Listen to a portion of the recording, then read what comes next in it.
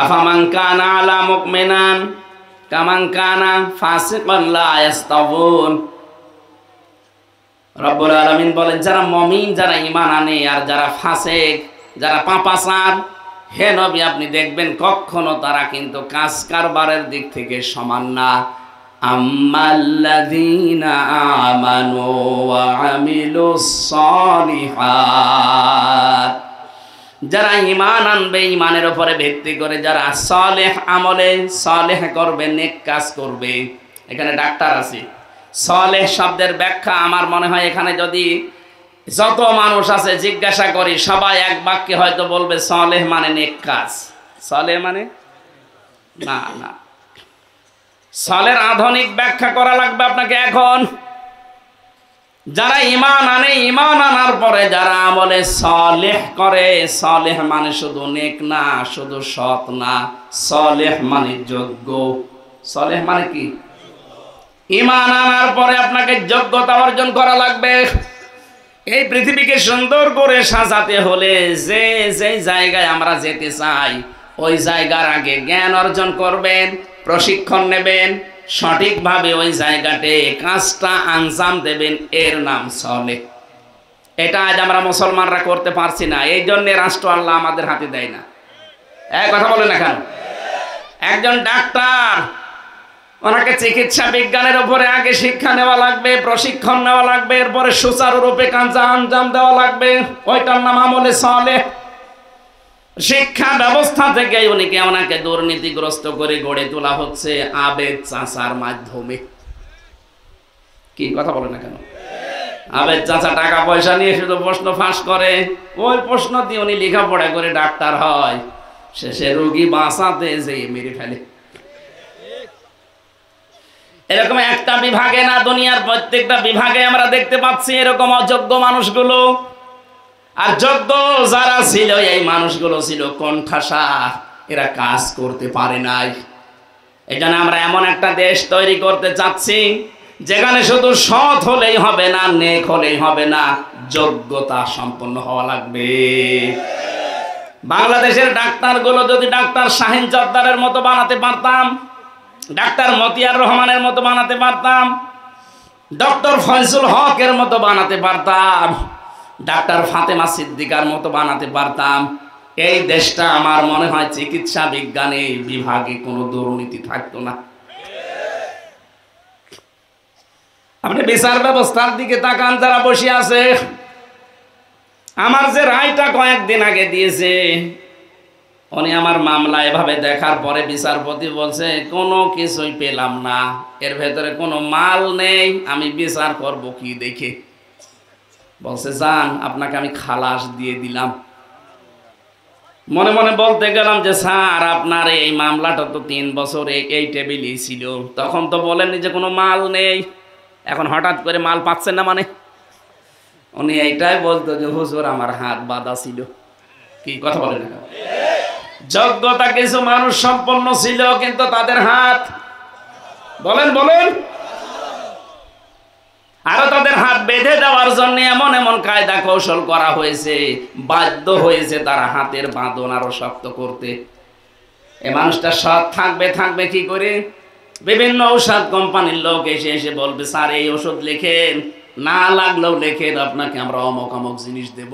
বলেন সুবহানাল্লাহ, নাউজুবিল্লাহ। মানে এটা যে করে, স্যারকে জিজ্ঞাসা করেন। আবার যেখানে সেখানে আপনি রিপোর্ট দিয়ে হবে না, উনি লিখে দেবে যে অমুক জায়গায় যাও, ওখানে আগেই বলা থাকে যে 10,000 টাকার যদি আপনাকে রিপোর্ট বানিয়ে দেয়, হয়তো 8,000 খরচ হবে, 2,000 আল্লাহর ওলিরা খেয়ে ফেলবে। এরকম প্রত্যেক জায়গায় ছিল, প্রতিটি জায়গা। বিচার ব্যবস্থা বলেন, আমি তো ওই জায়গাগুলোতে এই 3টা বছর কাটালাম, এমন কোনো জায়গা নেই এই আদালতের ইট পর্যন্ত টাকা চায়। হ্যাঁ, আদালতে যাবে, ইটও খুলে আছে যে 10 টাকা দিয়ে যান। আমি যেদিন প্রথম জেলখানায় যাই 10 সালে, হাজত থেকে বের হওয়ার পরে, জেল থেকে বের হওয়ার পরে দেখি যে এই পুলিশ আমার বলছে হুজুর কি টাকা দেন। টাকা পাবো কোথায়? না, ওই যে আপনাকে দেখতে এসেছিল, ওরা আপনাকে টাকা দিয়েছে, আমরা জানি। আরে শয়তান, তাও দেখেছি শেষে 10 টাকা দিলাম, তাও খুশি। এই 10 সালে প্রথম ওই সময় থেকে জেলে যাওয়া শুরু, এই যে চলছে। মনে হচ্ছে আমার শ্বশুর বাড়ি, আমার মনে হয় শ্বশুর বাড়ি আমি এতদিন যাইনি। এই 11-12 বছর আমার বিয়ে হয়ে শ্বশুর বাড়ি আমার এতদিন যাওয়া হয়নি। ওই লাল ঘর শ্বশুর বাড়ি যতদিন গেলাম খালি ধরে নিয়ে যায়। কি বলি বলেন তো, আমার কথা নরম না একেবারে, আমার শরীর চলে না, আমি নরম নরম কথা বলি, আর ওরা বলে না আমাদের কলিজায় লাগে।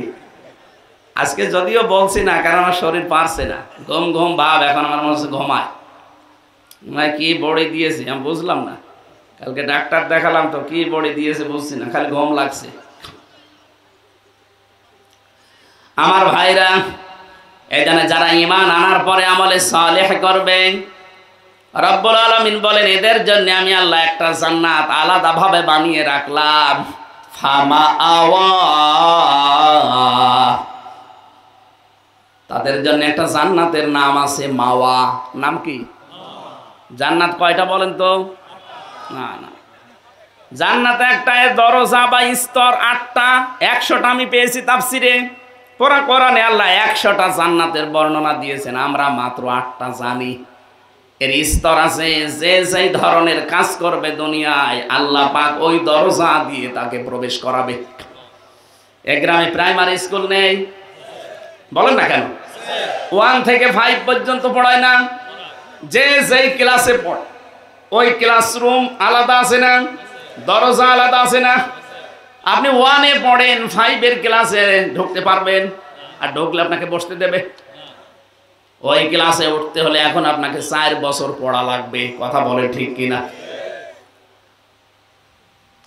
ওখানে স্কুল কয়টা বলেন না কেন? দরজা 5টা বলেন।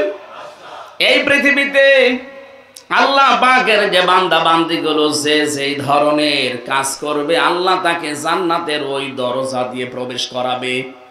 এখানে যে জান্নাতের দরজার নাম, তার নাম মাওয়া। নাম কি? নুজুলাম বিমা কানু ইয়ামালুন। দুনিয়াতে যে যে ধরনের কাজ করবে তার মেহমানদারির জন্য আল্লাহ এরকম ব্যবস্থা করে রেখেছেন। সুতরাং আমলে সালেহ মানে আপনাকে কিন্তু যোগ্য হওয়া লাগবে। একদিকে সৎ হবেন, নেককার হবেন, আর একদিকে আপনাকে যোগ্যতা সম্পন্ন হওয়া লাগবে। এইরকম মানুষগুলো যদি এই দেশের 1628টা চেয়ার আছে, মেন কয়টা? 1628টা চেয়ারে যদি এরকম সৎ এবং যোগ্য মানুষ আমরা বসাতে পারি, এই বাংলাদেশটা মিনি জান্নাত হয়ে যাবে। জান্নাতুল মাওয়ায় আপনি যেতে পারবেন যদি এই দেশে 1628টা চেয়ারে আমরা এরকম মানুষ বসাতে পারি। আপনি দেখেন না, মাওলানা মতিয়ার রহমান নিজামী বসেছিল, আলী হাসান মুজাহিদ রহমতুল্লাহ আলাইহি বসেছিল। 5 বছরে তাদের 4 আনাও দুর্নীতি খুঁজে পায়নি। এর চাইতে কি প্রমাণ দেওয়া লাগবে আপনাকে? আপনি তো খালি উল্টা বলছেন, খালি উল্টা পাল্টা ট্যাগ লাগিয়ে দেন যে এরা যুদ্ধ অপরাধী, এরা ধর্ম ব্যবসায়ী, এরা ওই কালে বিরোধিতা করেছে। আরে ভাই আপনি দেখেন এই কালে কি হয়। এই কালে তো দেখলেন 5টা বছরে 4 আনাও দুর্নীতি পাওয়া যায়নি। কেন? তারা মানুষ, তাদের প্রয়োজন ছিল না। কই পাওয়া যায়নি কেন? আর আপনার তো কোনো প্রয়োজন নেই, এরপরও আপনি 620টা বাড়ি বানিয়েছেন।